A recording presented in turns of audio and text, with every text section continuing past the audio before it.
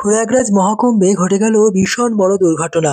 মৌনী অমাবস্যা উপলক্ষে দেশ বিদেশ থেকে কোটি কোটি প্রায় 10 কোটিরও উপরে ভক্ত শ্রদ্ধার্থীরা উপস্থিত হয়েছিলেন প্রয়াগরাজে মহাকুম্ভের এই স্নানে। কিন্তু এত বড় দুর্ঘটনা ঘটলো, পদপিষ্ট হয়ে প্রায় 20 থেকে আরো বেশি মানুষ শ্রদ্ধার্থী মারা গিয়েছেন এবং অনেকেই আহত হয়েছেন। এই সেই স্থান যেখানে এই দুর্ঘটনা ঘটেছে। দেখুন ভক্তদের জিনিসপত্র কিভাবে এদিক ওদিক ছড়িয়ে ছিটিয়ে আছে। মৌনী অমাবস্যার আগে থেকেই ভক্তরা শ্রদ্ধার্থীরা দেশ বিদেশ থেকে আসতে শুরু করেছিলেন প্রয়াগরাজে, কিন্তু এত বড় বিপদ ঘটে যাবে কেউ অনুমান করতে পারে। এই দুর্ঘটনা ঘটে যাওয়ার পর সম্পূর্ণ স্নান বন্ধ করে দেওয়া হয়েছে। মৌনী অমাবস্যার যে পূর্ণ পবিত্র স্নান তা শ্রদ্ধার্থীর জন্য, ভক্তদের জন্য সম্পূর্ণ বন্ধ করে দেওয়া হয়েছে।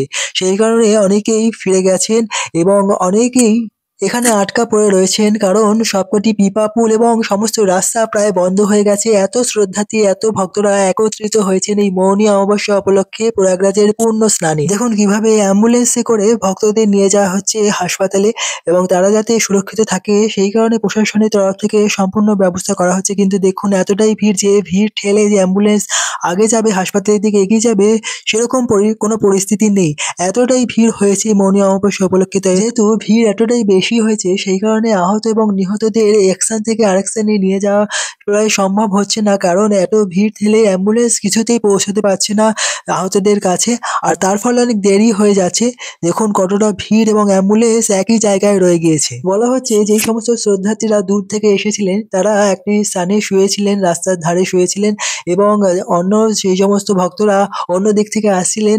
এতটাই ভিড় ছিল তারা সকলেই সেই ঘুমন্ত যাত্রীদের, ভক্তদের উপর উঠে পড়েন এবং একের পর এক এরকম ভক্তদের হুড়হুড়ির মধ্যে তারা প্রাণ হারিয়েছেন। তো খুবই দুঃখজনক একটা ঘটনা ঘটে গিয়েছে এই প্রয়াগরাজে। আমরা প্রার্থনা করব যাতে এরকম দুর্ঘটনা আর না ঘটুক। আর আগামী 2 দিন এরকম ভয়াবহ ভিড় থাকবে সম্পূর্ণ প্রয়াগরাজ জুড়ে এবং স্নানের কি ব্যবস্থা হবে তা প্রশাসনের তরফ থেকে জানানো হবে পরবর্তীকালে। তো সকলে সুস্থভাবে বাড়ি ফিরতে পারুক, স্নান করে সকলেই পূর্ণ কৃপা লাভ করে সকলেই বাড়ি যাতে ফিরতে পারুক, এটাই আমরা প্রার্থনা করি। তো আমরা তো প্রয়াগরাজ যেতে পারিনি কারণ এত ভিড় আমরা আগেই জানতাম, তো সেই কারণে আমরা গঙ্গা স্নান করেছি।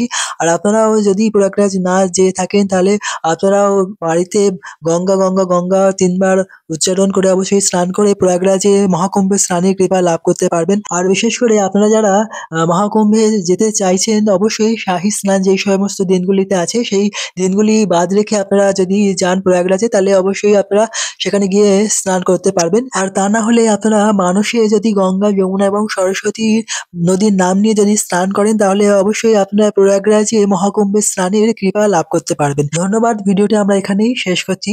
আমরা প্রার্থনা করি যাতে সকলেই সুস্থভাবে সকলেই বাড়ি ফিরে আসতে পারে। হরে